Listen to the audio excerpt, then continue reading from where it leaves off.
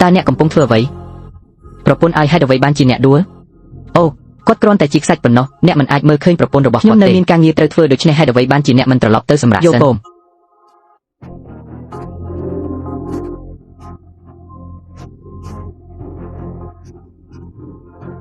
នេះជាស៊ុបដែលរក្សាសុខភាពដែលខ្ញុំបានរៀបចំជាពិសេសសម្រាប់ភ្នែកធ្វើបាបខ្ញុំ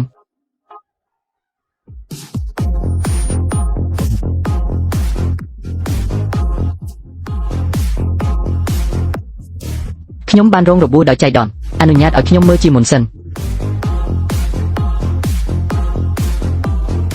មិនស្រួលចាំខ្ញុំចម្អិនម្ហូបឲ្យអ្នកមុន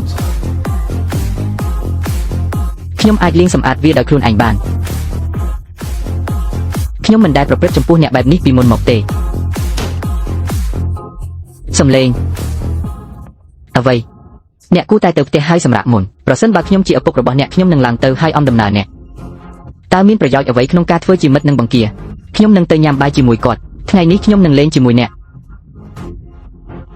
ដូច្នេះវាប្រែថាខ្មោចរបស់ខ្ញុំជាអ្វីដែលអ្នកហៅថាលំមាក់ថែមម៉ោងក៏ក្នុងរយៈពេល3ឆ្នាំកន្លងមកនេះគាត់កំពុងដេកលក់អ្នកអាចទៅដោយផ្ទាល់ចងចាំខ្ញុំតើមិនមែនជាអ្នកបើកបរក្នុងស្ថានភាពនោះទេ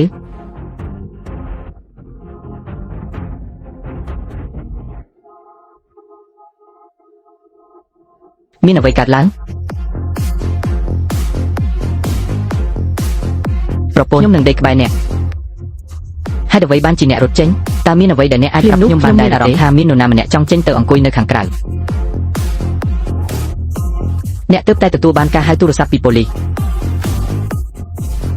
ការរសាយធនមិនអាចត្រូវបានបង្ហាញបានទេគ្មានប្តីខ្ញុំគ្រាន់តែមានអារម្មណ៍ថាតឹងណែនក្នុងទ្រូងហើយត្រូវការចេញទៅខាងក្រៅដើម្បីស្រូបខ្យល់អាកាសបរិសុទ្ធខ្លះថ្មីនេះតើអ្នកមានអ្វីមួយនៅក្នុងចិត្តទេប្រសិនបើអ្នកជួបប្រទះបញ្ហាសុខភាពណាមួយឧទាហរណ៍អ្នកត្រូវតែប្រាប់ខ្ញុំអំពីភ្នែករបស់អ្នកយល់ព្រមទេខ្ញុំដឹង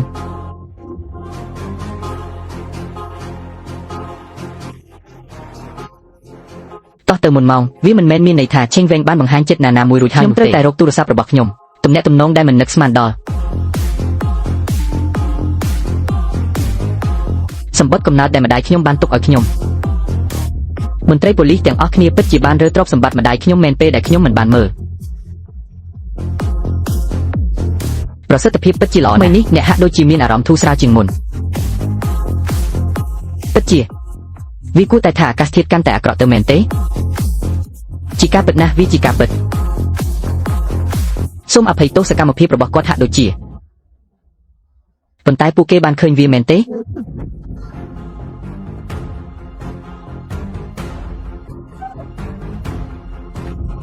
ប្រសិនបើខ្ញុំសម្លាប់ព្រហ្មចារីដ៏ជាទីស្រឡាញ់បំផុតរបស់គាត់នៅចំពោះមុខគាត់ដោយកំពុងមើលកាមេរ៉ាខ្ញុំពិតជាមិនខ្លាចអ្វីឡើយ